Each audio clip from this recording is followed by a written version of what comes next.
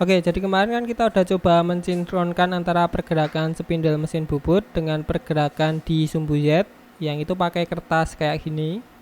Yap, ini berfungsi atau bekerja dengan baik atau bisa digunakan.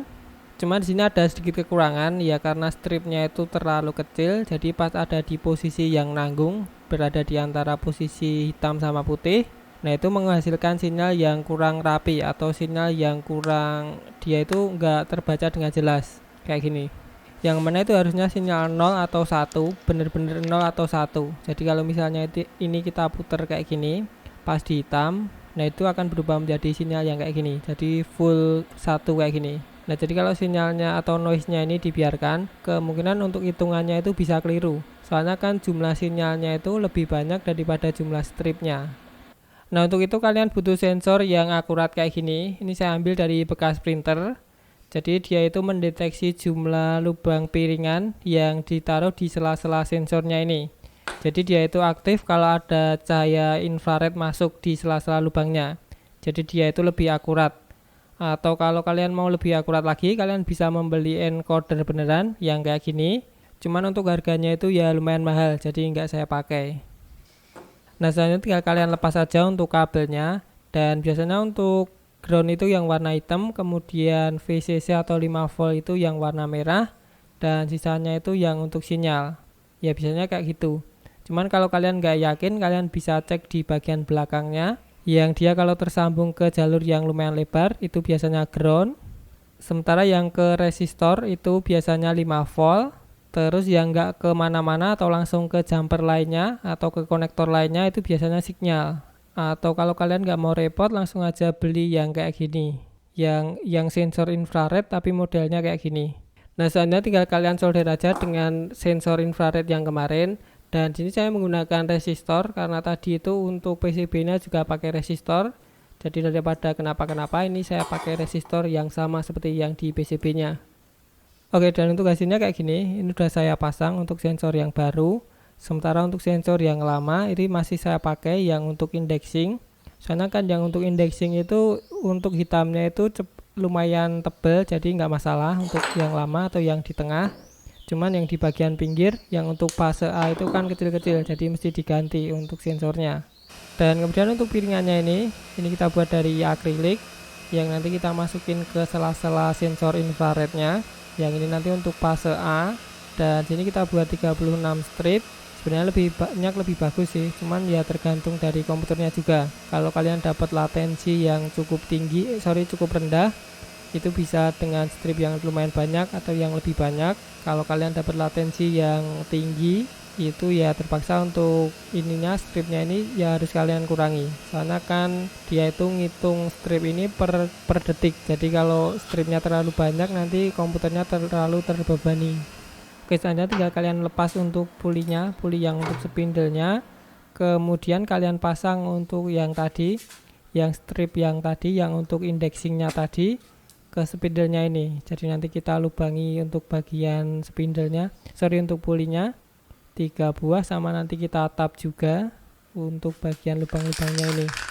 Oke, kemudian tinggal kita cat untuk yang piringannya ini, kita cat warna hitam yang nanti untuk indexingnya.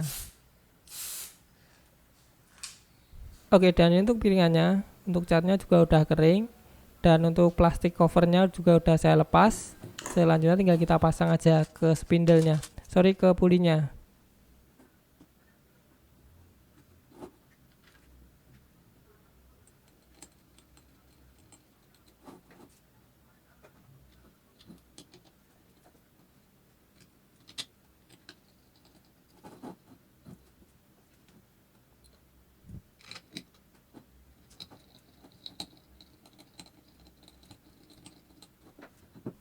Oke, kurang lebih seperti ini untuk plat yang buat indexing putaran spindle yang baru. Nah, selanjutnya tinggal kita pasang aja atau tinggal kita kembalikan aja ke mesin bubutnya.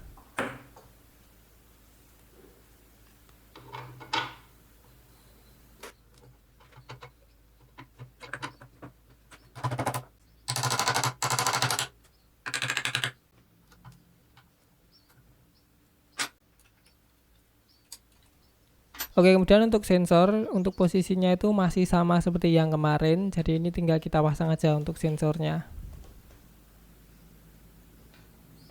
Nah, kemudian untuk konfigurasi di Linux CNC-nya itu kalian ada sedikit yang perlu diubah. Jadi kalian cari untuk yang baris yang ada tulisannya encoder 0, encoder titik 0 titik position scale 32. Nah, itu kan kemarin 32. Nah, itu kalian sekarang ganti dengan 36 atau sesuai dengan jumlah strip yang kalian buat tadi. Kemudian yang bagian bawahnya lagi itu kalian cari dengan yang ada tulisannya itu pin 13. Pokoknya yang ada pin 13-nya itu atau yang fase A-nya itu yang in not. Nah, itu kalian ganti dengan in aja, not-nya dihapus. Selanjutnya kalian tinggal simpan. Nah, kemudian kalian tinggal buka Linux CNC dan disitu kan di sebelah kanan itu ada tulisannya spindle. Nah, itu spindle-nya itu buat ngitung putaran spindle. Jadi kalau yang spindle aslinya ini diputar kayak gini, nah itu maka dia akan berubah untuk RPM-nya. Ini kan saya putar pakai tangan, jadi nggak cukup tinggi untuk spindle-nya putarannya. Cuman asal dia itu angkanya itu berubah, berarti untuk konfigurasinya itu udah bener.